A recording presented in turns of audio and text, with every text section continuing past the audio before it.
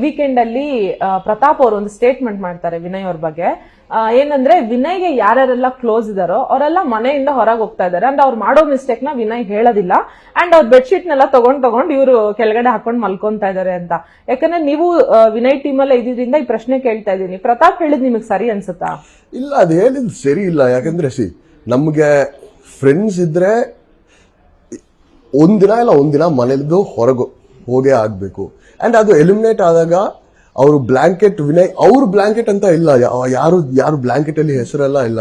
Actually ಅಲ್ಲಿ beds ಬಂದು ನೋಡಾಕೆ ಹೇಗಿದೆ ಅಂತ ನನಗೆ ಗೊತ್ತಿಲ್ಲ, ಬಟ್ ಅದರಲ್ಲಿ ಮಲಗಾಕೆ ಅದು ತುಂಬಾ ಅನ್ಕಂಫರ್ಟಬಲ್ ಇದೆ. ಆಕ್ಚುಲಿ ತುಂಬಾ ಹಾರ್ಡ್ ಬೆಡ್ಸ್.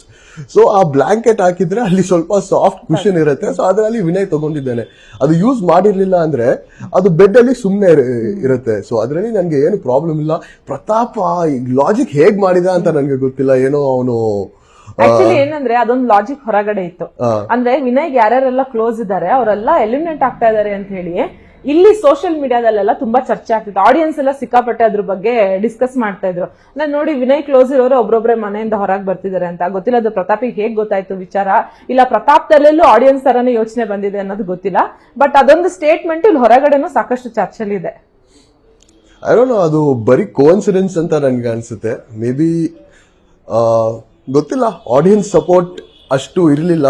ಅಂಡ್ ಯಾವಾಗ್ಲೂ ನಾಮಿನೇಟ್ ಆಗ್ತಾನೆ ಇದ್ದಿದ್ದು. ಸೊ ಏನೋ ಒಂದು ಕೋಇನ್ಸಿಡೆನ್ಸ್ ಆಗಿದೆ ಅಲ್ಲಿ, ಆ ತರ ನನ್ಗೆ ಅನ್ಸುತ್ತೆ. ಓಕೆ.